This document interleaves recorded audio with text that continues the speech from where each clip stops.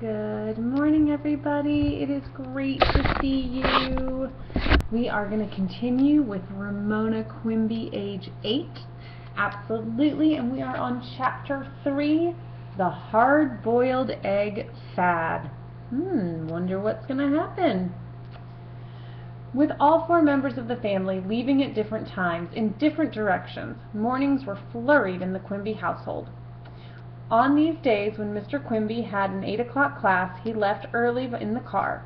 Beezus left next because she walked to school and because she wanted to stop for Mary Jane on the way.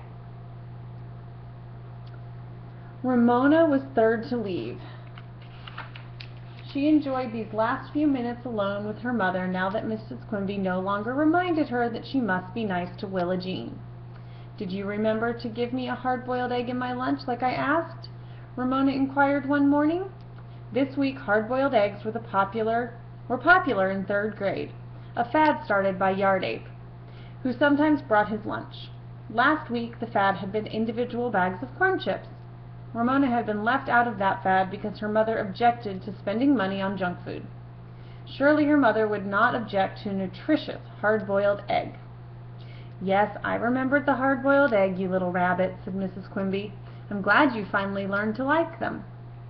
Ramona did not feel it necessary to explain to her mother that she still did not like hard-boiled eggs, not even when they had been dyed for Easter.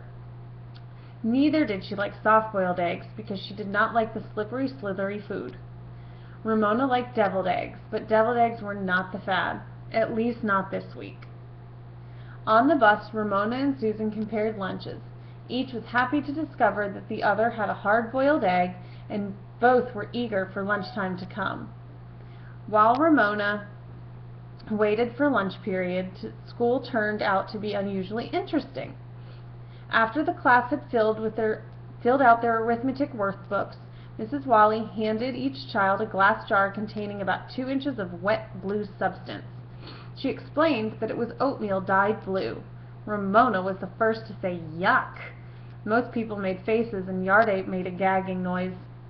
"Okay, kids, quiet down," said Mrs. Wally. When the room was quiet, she explained that for science they were going to study fruit flies. The blue oatmeal contained fruit fly larvae. "And why do you think the oatmeal was dyed blue?" she asked. Several people thought the blue dye was some sort of food for the larvae, vitamins maybe. Marcia suggested the oatmeal was dyed blue so the children wouldn't think it was good to eat. Everybody laughed at that guess. Who would ever think that cold oatmeal was good to eat? Yard Ape came up with the right answer. The oatmeal was dyed blue so the larvae could be seen. And so they could, little white specks.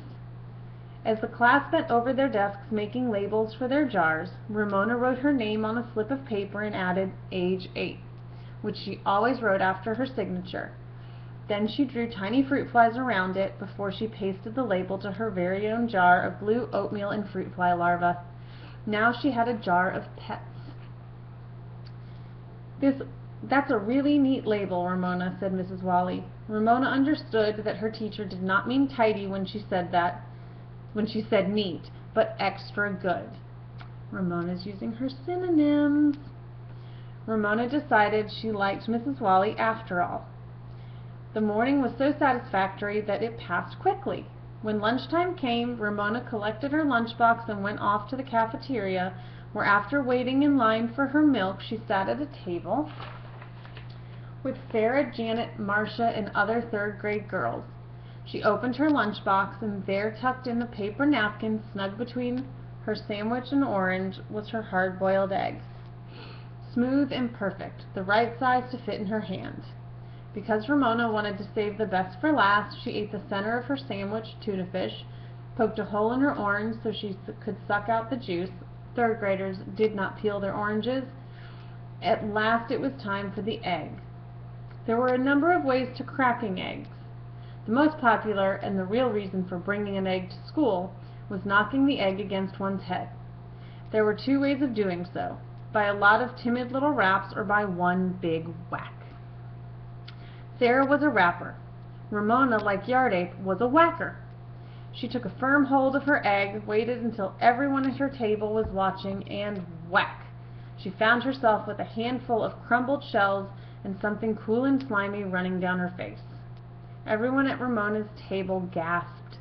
Ramona needed a moment to realize what had happened. Her egg was raw. Her mother had not boiled her egg at all. She tried to brush the yellow yolk and slithery white out of her hair and away from her face, but she only succeeded in making her hands eggy. Her eyes filled with tears of anger, which she tried to brush away with her wrists. The gasps at her table turned into giggles. From another table, Ramona caught a glimpse of Yard Ape grinning at her. Marcia, a tall girl who always tried to be motherly, said, "It's all right, Ramona. I'll take you to the bathroom and help you wash the egg off." Ramona was not one bit grateful. "You go away," she said, ashamed of being so rude. She did not want this third-grade girl treating her like a baby. The teacher, who was supervising lunch period, came over to see what the commotion was about. Marcia gathered up all the paper napkins from the lunch boxes at the table and handed them to the teacher, who tried to sop up the egg. Unfortunately, the napkins did not absorb egg very well. Instead, they smeared yolk and white around in Ramona's hair. And hold on so we don't get disrupted. I wanted to make sure to turn something down. Sorry about that. Her face felt stiff as egg white began to dry. "Take her to the office," the teacher said to Marcia. "Miss Larson will help her." "Come on, Ramona," said Marcia, as if Ramona were in kindergarten. She put her hand on Ramona's shoulder because Ramona's hands were too eggy to touch. Ramona jerked away. "I can go by myself." With that reply, she ran out of the cafeteria. She was so angry she was able to ignore the giggles and few sympathetic looks of the other children. Ramona was mad at herself for following the fad. She was furious with Yard Ape for grinning at her, and most of all, she was angry with her mother for not boiling the egg in the first place. By the time she reached the office, Ramona's face felt as stiff as a mask. Ramona almost ran into Mr. Whitman, the principal, which would have upset her even more. He was someone Ramona always tried to avoid ever since Beezus had told her the way to remember how to spell the kind of principal who was the principal of a school was to remember the word ended with P-A-L, not P-L-E, because the principal was her pal. Ramona did not want the principal to be her pal. She wanted him to mind his own business, aloof and important in his office. Mr. Whitman must have felt the same way, because he almost jumped quickly aside. Miss Larson, the school secretary, took one look at Ramona, sprang from her desk, and said, "Well, you need a little help, don't you?" Ramona nodded, grateful to Mrs. Larson for behaving as if eggy third graders walked into her office every day. The secretary led her into a tiny room equipped with a cot, washbin, and toilet that adjourned the office. "Let's see," said Mrs. Larson. "How shall we go about this? I guess the best way is to wash your hands and then dunk your head. You've heard of egg shampoos, haven't you? They're supposed to be wonderful for the hair." "Yow!" yelped Ramona when she dipped her head into the washbin. "The water's cold." "It's probably a good thing we don't have warmer water," said Mrs. Larson. "You wouldn't want to cook the egg in your hair, would you?" She rubbed and Ramona snuffled. She rinsed and Ramona sniffed. Finally, Mrs. Larson said, "That's the best I can do." She handed Ramona a wad of paper towels. "Dry yourself off the best you can," she said. "You can wash your hair when you get home."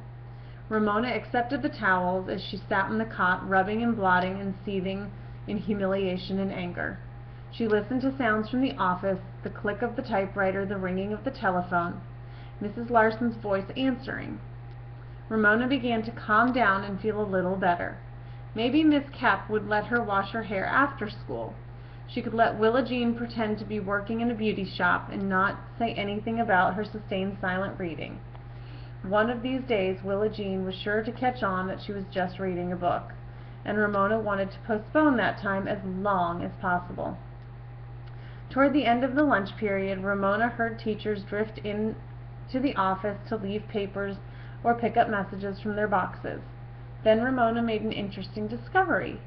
Teachers talk about their classes. "My class has been so good today," said one teacher. "I can hardly believe it. They're little angels." "I don't know what's the matter with my class today," said another. "Yesterday they knew how to subtract, and today none of them seem to be able to remember." "Perhaps it's the weather," suggested another teacher. Ramona found all this conversation most interesting. She had blotted her hair the best she could when she heard Mrs. Wally's big, cheerful voice speaking to Mrs. Larson. "Here are those tests I was supposed to hand in yesterday," she said. "Sorry I'm late." Mrs. Larson murmured an answer, and then Mrs. Wally said, "I hear my little show-off came in with egg in her hair." She laughed and added, "What a nuisance." Ramona was so stunned she did not try to hear Mrs. Larson's answer. Show-off? Nuisance? Did Mrs. Wally think she had broken raw egg into her hair on purpose? To show off? And to be called a nuisance by her teacher when she was not a nuisance? Or was she? Ramona did not mean to break an egg in her hair. Her mother was to blame. Did this accident make her a nuisance? Ramona did not see why Miss Wally could think she was a nuisance when Miss Wally was not the one to get her hands all eggy. Yet Ramona had heard her say right out loud that she was a show-off and a nuisance. That hurt, really hurt. Ramona sat still as she could with the damp paper towels in her hand. She did not want to risk even the softest noise by throwing them into the wastebasket. Lunch period came to an end and she still sat. Her body felt numb and did her heart. She could never face Mrs. Wally again. Never. Mrs. Larson's typewriter clicked cheerfully away. Ramona was forgotten, which was the way she wanted it. She even wanted to forget herself in the horrible hair now drying off in stiff spikes. She no longer felt like a real person. The next voice Ramona heard was that of Yardape. "Mrs. Larson," he said, as if he had been running in the hall, "Mrs. Wally said to tell you Ramona didn't come back after lunch." The typing stopped. "Oh, goodness," said Mrs. Larson as she appeared in the doorway. "Why, Ramona, are you still here?" How was Ramona supposed to answer? "Run along back to class with Danny," said the secretary. "I'm sorry I forgot all about you."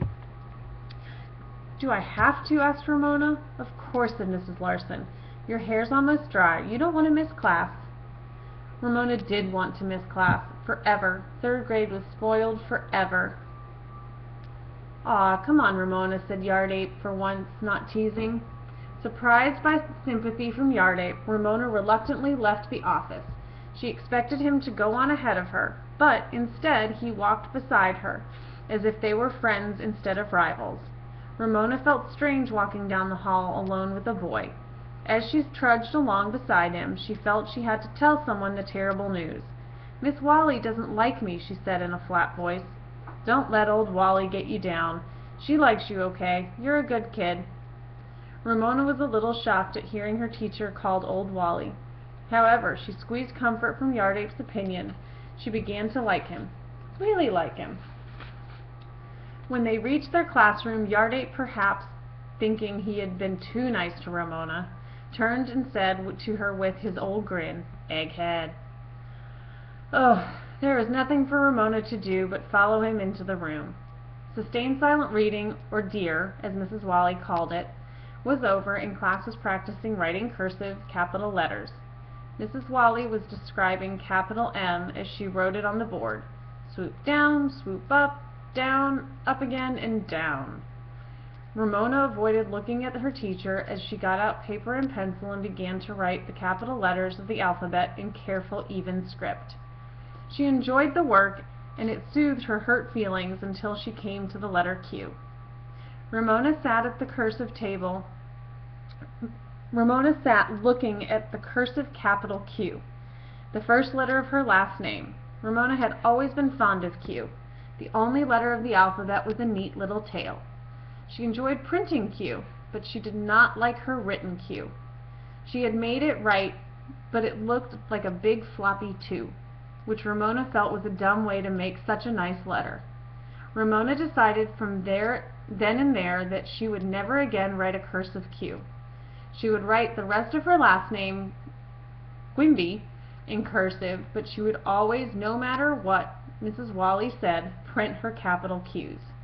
So there, Mrs. Wally, thought Ramona, you can make me write a cursive Q if you can't make me write a cursive Q if I don't want to.